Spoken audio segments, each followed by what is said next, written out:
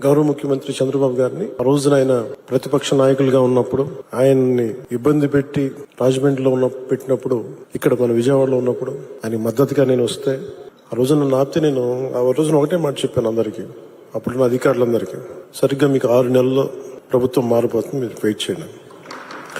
అది అహంకారంతోటో గర్వంతోటో చెప్పలేదు, చాలా విసిగిపోయాం.